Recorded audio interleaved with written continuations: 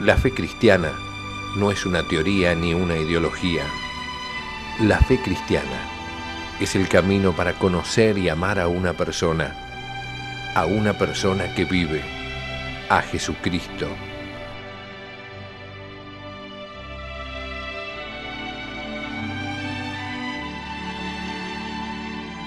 La fe cristiana, un curso del Instituto de Formación Teológica por Internet que quiere ayudarte a crecer en el amor a Jesús, nuestro Señor.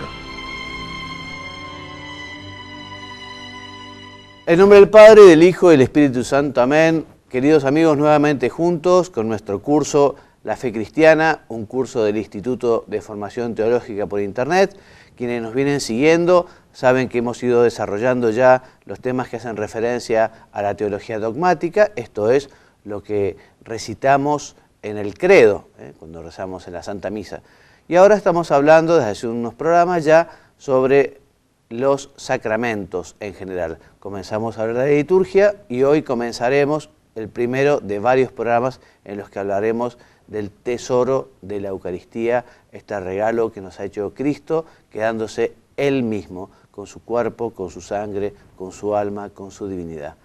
Pero quería aprovechar hoy también para contarles que son muchos los cursos que podés estudiar en la plataforma Moodle de encuentra.com o en el instituto de teología.org.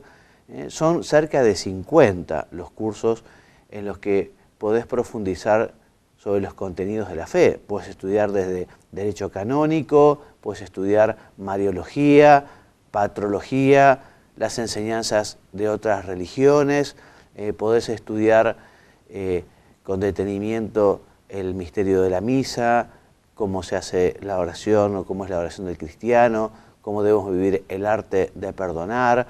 Tenemos cursos pre-sacramentales o preparación para padres y padrinos del bautismo, preparación para la primera comunión, que sirve tanto para el que vas a recibirla, pero sobre todo para los catequistas o profesores de religión. También un curso de preparación para la confirmación, un curso de preparación para el matrimonio. O sea que si entran en esta página www.encuentra.com o www.institutodeteología.org verán aquí estos cursos.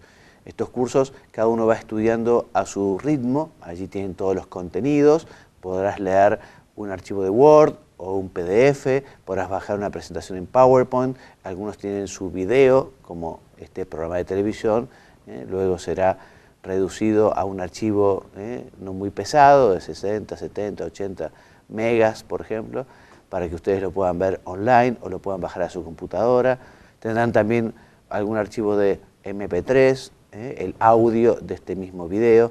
En fin, los cursos están pensados para que ustedes puedan tener los contenidos de estudio de una manera bien práctica y concreta. Tienen sus tareas allí también y si conseguís hacer muy bien las tareas, con un porcentaje del 80% de las preguntas que uno responde correctamente, uno tiene su certificado.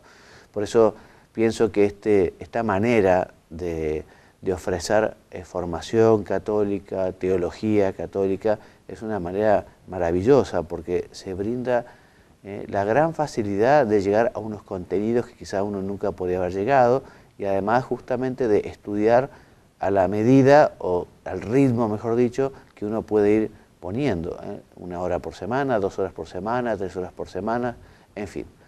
Bueno, como les decía, hoy comenzamos a hablar sobre la Eucaristía. Van a ser varios los programas que dedicaremos a ella, porque realmente es lo más sagrado, lo más santo, lo más importante que tiene la Iglesia. Es Cristo mismo, ese mismo Cristo que nació en Belén, ese mismo Cristo que murió en la cruz, está con nosotros en la Eucaristía, ¿no? Y cuando celebramos la Santa Misa, se renueva el mismo sacrificio de la cruz. O sea, nos retrotraemos en la historia y podemos pensar que estamos parados junto a la Santísima Virgen, a San Juan y a aquellas santas mujeres, viendo cómo Jesucristo se entrega al Padre y paga con su muerte los pecados de los hombres. Así nos recupera la posibilidad de volver al cielo, de ver a Dios, la posibilidad de alcanzar la bienaventuranza eterna. Bueno, esto lo iremos desarrollando, ya te digo, en 3 o 4 programas. Todo lo que nosotros profundicemos en el conocimiento de la misa siempre será poco, ¿no? En la medida en que conozcamos más, podremos aprovechar mejor. La misa es como una catarata enorme de gracia de Dios a la que uno se puede acercar o con un vaso o una jarra o un tonel de 200 litros o un camión cisterna. Todo depende de nuestra preparación para aprovechar toda esa gracia, esto es, esa participación en la vida divina, ese don, ese regalo que Dios nos ofrece. Muy bien, entonces, punto 1, la naturaleza sacramental de la Santísima Eucaristía. 1.1, ¿qué es la Eucaristía? Entonces la Eucaristía, o en el sacramento de la Eucaristía, se hace presente a Jesucristo, verdadero Dios, verdadero hombre, con su cuerpo, con su sangre, con su alma, con su divinidad, y también el sacramento hace presente su sacrificio redentor, esto es, su pasión, su muerte, su resurrección. Esta presencia de Jesucristo es una presencia activa, no es una presencia estática, no es una presencia pasiva, sino que es ese amor de Dios, ese mismo amor que tuvo Jesucristo por tantas personas y que manifestó cuando estuvo en la tierra, ese amor por su madre, ese amor por María Magdalena, por San Juan, por San Pedro, ese amor por tantos enfermos a los que curó, por esos mismos pecadores a los que trató de traer nuevamente al redil. El Señor se hace presente con el dinamismo de su amor salvador y nos invita justamente a acoger la salvación que Él nos ofrece en la cruz, nos invita a aprovechar también el poder alimentarnos con su cuerpo y con su sangre. También la Santa Misa nos invita a una particular comunión, esto es, una particular unión con Él y también una particular unión con su cuerpo místico, que es la Iglesia. La Sacrosanctum Concilium, que es un documento del Concilio Vaticano II, un documento que trata justamente sobre la liturgia, en su número 47 afirma: nuestro Salvador, en la última cena, la noche que fue entregado, instituyó el sacrificio eucarístico de su cuerpo y de su sangre para perpetuar por los siglos hasta su vuelta el sacrificio de la cruz y confiar así a su esposa amada, la Iglesia, el memorial de su muerte y resurrección, sacramento de piedad, signo de unidad, vínculo de amor, banquete pascual, en el que se recibe a Cristo, el alma se llena de su gracia y se nos da una prenda de la gloria futura. Prenda de gloria futura quiere decir, o hace referencia a aquella promesa que hizo Jesucristo, ¿no? El que come mi cuerpo y bebe mi sangre tendrá vida eterna y yo lo resucitaré en el último día. O sea que quien recibe fructuosamente la Sagrada Eucaristía tiene un pasaporte para el cielo, para la bienaventuranza eterna. Y esto no fue una promesa electoral, por decirlo de alguna manera, o una promesa de esas que se hacen así más o menos para... ¿no? Jesucristo, Dios y hombre verdadero, es fiel a su palabra. Y cuando nos dice que efectivamente quien come su cuerpo y bebe su sangre tiene vida eterna, nos dice una gran verdad que no podemos o que no conviene dejar de aprovechar. Punto 1.2. Los nombres con los que se designa este sacramento. O sea, los nombres por los que llamamos la Eucaristía, de alguna manera significan parte de lo que es la realidad de la Eucaristía. Y algunos nombres dados por la Sagrada Escritura, dados por la tradición, ven un determinado aspecto de esta realidad, la realidad más santa, más inconmensurable, el milagro más grande que existe en la tierra. Por ejemplo, algunos de los nombres recuerdan el origen del rito, hacen referencia a lo cultual. Por ejemplo, Eucaristía, que quiere decir acción de gracias, fracción del pan, memorial de la pasión y resurrección del Señor. Memorial que ya veremos no es una memoria como quien recuerda un acontecimiento que pasó y que quedó en la historia.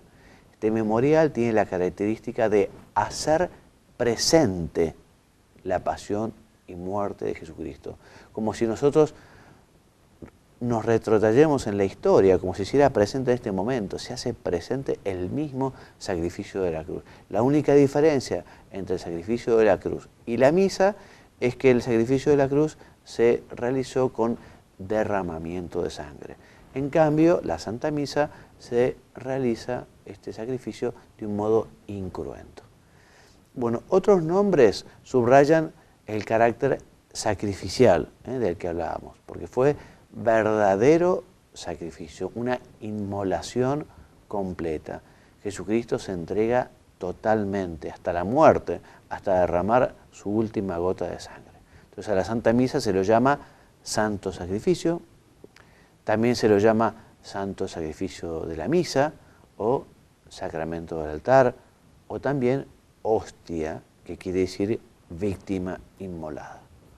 Otros nombres expresan la presencia de Cristo en las especies consagradas, porque como ya veremos más de una vez, después de las palabras de la consagración, después de que el sacerdote in persona Christi dice esto es mi cuerpo, esta es mi sangre, se realiza allí la transubstanciación, el milagro extraordinario de que lo que antes era pan, ahora es el cuerpo de Cristo. Lo que antes era vino con unas gotas de agua, ahora es la sangre de Cristo. Entonces, estos nombres que hacen referencia o que expresan la presencia de Cristo en las formas, o en la Eucaristía, en las formas consagradas, son sacramento del cuerpo y de la sangre de Cristo, pan del cielo, o también Santísimo Sacramento. Santísimo Sacramento porque contiene el santo de los santos, porque contiene la misma santidad de Dios encarnado. También otros nombres hacen referencia a los efectos de la Eucaristía en los fieles y en la Iglesia. Santo Tomás de Aquino, cuando habla de los efectos, dice que cuando uno se alimenta y toma cualquier comida, bueno, esa comida se hace parte nuestra. Esa comida se hará músculo, se hará piel, se hará, en fin, grasa, en fin, pasa a ser nuestra esa comida. Nosotros la incorporamos. En cambio, cuando nosotros comemos el cuerpo de Cristo, somos nosotros los que nos vinculamos o nos endiosamos, así entre comillas, somos nosotros los que pasamos a formar parte de Dios, un milagro maravilloso, recibir a Dios. Entonces se llama pan de vida, pan de los hijos, cáliz de salvación. También se lo llama viático, para que no desfallezcamos en el camino hacia la casa del cielo. Y también se le llama comunión, que como hemos dicho anteriormente, esta comunión, esta común unión, indica justamente esa unidad con Cristo mismo y también con todos los miembros de su cuerpo, esto es, con todos los miembros de la Iglesia. También llamamos a la Eucaristía la Santa Misa o la Misa, ¿no?, haciendo referencia justamente a esa despedida que se hace a los fieles en el rito occidental, porque en la misa oriental se reza de otra manera. Pero al final, el sacerdote dice en latín, ite missa est, podéis ir en paz. O sea, se ha celebrado la misa, pueden ir en paz. El término Eucaristía, entonces, que es el más utilizado, la expresión más utilizada, significa entonces dos cosas que están íntimamente relacionadas, porque la Eucaristía es tanto la acción litúrgica de la Iglesia, la acción cultual, el rito, como el sacramento del cuerpo, o es el cuerpo y la sangre de nuestro Señor Jesucristo. En Oriente, entonces, se llama la Eucaristía, más comúnmente, más frecuentemente, se le llama la Santa y Divina Liturgia. Bien, y el término Eucaristía, que viene del griego, significa acción de gracias, y remite a esas palabras de Jesús en la última cena que dice, y tomando pan, dio gracias, lo partió y se los dio diciendo, esto es mi cuerpo, esta es mi sangre. Bueno, punto 1.3, la Eucaristía en el orden sacramental de la Iglesia. San José María Escrivá, en su libro Es Cristo que pasa, escribió que el amor de la Trinidad a los hombres hace que de la presencia de Cristo en la Eucaristía nazcan para la Iglesia y para la humanidad todas las gracias. O sea que todas las gracias que Dios quiere dar, las da muchas veces a través de la Eucaristía, que es lo más sagrado, repetimos, que tiene la Iglesia. Ya vamos a ver que es la cumbre de todos los sacramentos, ya vamos a ver que efectivamente la Eucaristía, sin reemplazar a los restantes sacramentos, de alguna manera lo supera, porque ya no solo nos da la gracia, sino a Cristo mismo, el autor de la gracia. Entonces la Eucaristía es el sacramento más excelso, porque en él se contiene todo el bien espiritual de la Iglesia. Es decir, dice el decreto Presbyterum Ordinis, es decir, a Cristo mismo, nuestra Pascua y pan vivo, que por su carne vivificada y vivificante, por el Espíritu Santo, da la vida a los hombres. Entonces, el pan de vida, ¿no? Por eso tenemos que tener hambre de comer este pan, por eso tenemos que alimentarnos de él. Un cristiano que no se alimenta del cuerpo de Cristo va en proceso de desnutrición espiritual, de muerte espiritual. Como cualquier persona, si no come, si no se alimenta, se muere, ¿no? Entonces es el alimento, el mejor alimento que puede recibir el cristiano es justamente la Eucaristía. Entonces decíamos, volvemos a repetir, los otros sacramentos, si bien poseen una virtud santificadora, porque dan la gracia, esa misma gracia que también proviene de Cristo, no hacen presente la persona de Cristo como lo hace la Eucaristía. Por eso decimos que la Eucaristía constituye la cumbre hacia la que convergen los demás sacramentos en orden al crecimiento espiritual de los creyentes. Porque efectivamente toda la vida de la Iglesia, toda la vida, su predicación, toda la vida lleva al hombre a que se encuentre con Cristo. O sea, es una invitación a los hombres a encontrarse a Jesucristo. Por eso el Concilio Vaticano II afirma que la Eucaristía es fuente y cima de la vida cristiana, el centro de toda la vida de la Iglesia. También debería ser la raíz de nuestra vida espiritual, ¿no? La raíz es justamente por donde se nos da el alimento, el alimento. Podemos aprovechar ahora este programa y pensar un poquito, ¿no? Bueno, ¿y cómo estoy preparando yo? ¿Cómo me estoy preparando para recibir a Jesucristo en la Eucaristía? ¿Cuánto lo estoy recibiendo? Por lo menos todas las semanas, los domingos. Estoy preparando mi alma con la oración, y si se ha manchado especialmente con la confesión. Y cómo es mi acción de gracias cuando Jesucristo está en mi corazón, ¿no? Yo cómo aprovecho ese momento para alabarle, para contarle, para pedirle, para hacerlo participar a Cristo de mi propia vida. Muy bien, repetimos, todos los sacramentos y todas las obras de la Iglesia se ordenan a la Eucaristía, porque, como decíamos, su fin es llevar a los fieles a la unión con Cristo presente en ese sacramento. Sin embargo, la Eucaristía no sustituye a ninguno de los sacramentos, no sustituye el bautismo, ni la confirmación, ni la penitencia, ni los santos enfermos, ni el matrimonio, etcétera, etcétera. Cada uno de los sacramentos tiene su papel, por decirlo de alguna manera, en el conjunto sacramental y en la vida misma de la Iglesia. Recordemos, los sacramentos han sido instituidos por Jesucristo y Jesucristo mismo quiso que acompañaran a los fieles desde su nacimiento hasta su marcha a la vida eterna. En este sentido también, viendo los 7 sacramentos, consideramos a la Eucaristía el tercero de los sacramentos de iniciación cristiana. El primer sacramento de iniciación cristiana es el bautismo, por el que se nos perdona el pecado original o cualquier otro pecado, el bautismo por el que nos hacemos hijos de Dios, miembros de la Iglesia, y por el que también se nos abre la puerta a los restantes sacramentos, ¿no? Entonces el bautismo es el primero de los sacramentos de la iniciación cristiana. El segundo es la confirmación. En el rito oriental el bautismo y la confirmación van juntos, ¿no? Y ambos son justamente preparación para recibir la Eucaristía.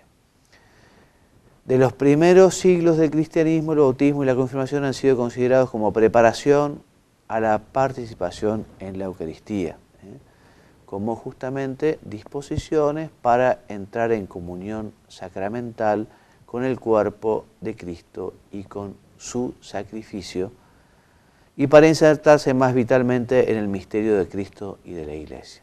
Por eso es importante que es que los padres se preocupen de la preparación de la primera comunión de sus hijos. Los padres son los primeros responsables de la formación de sus hijos, ¿no? Y sus padres por eso, así como procuran o están llamados a que los hijos se bauticen cuanto antes, porque también es una norma que la Iglesia pone. Después, justamente cuando los chicos van alcanzando hacia los 7 años, ¿no? Tienen ya madurez, ¿no? Tienen ya capacidad de distinguir entre el bien y el mal, saber lo que es la mentira, cuando tienen uso de razón. Estaba pensando en la palabra y no me acordaba. Cuando ya el chico tiene uso de razón, es bueno que reciba la Eucaristía, ¿no? No es bueno dilatar, llevarlo hacia una edad más madura, ¿no? Algunos dicen, no, bueno, es que se prepare para que sea...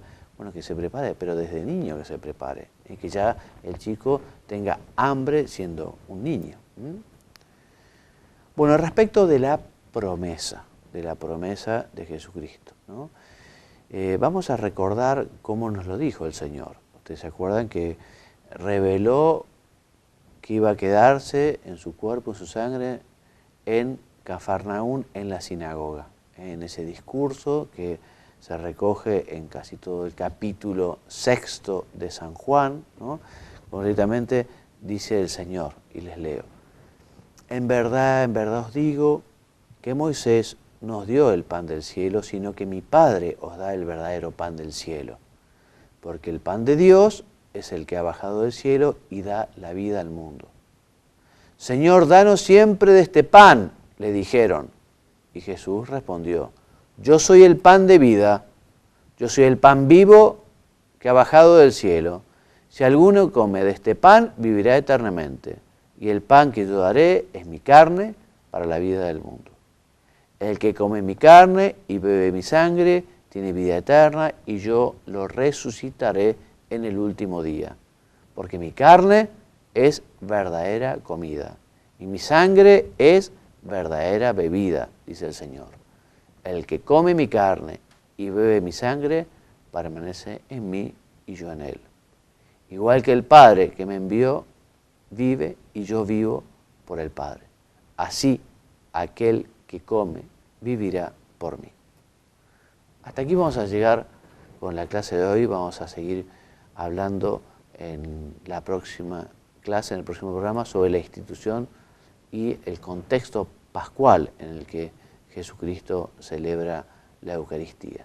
Y vamos a terminar pidiéndole a la Santísima Virgen que nos ayude a participar fructuosamente de la misa. Imaginémonos cómo participaría la Santísima Virgen de las primeras misas que celebraban los apóstoles, ¿no? Seguramente la Santísima Virgen participó de la misa que celebraba San Juan. Jesucristo le dio a San Juan la tarea de cuidar a su madre, ¿no? Entonces la Santísima Virgen asistiría a aquella misa celebrada por San Juan.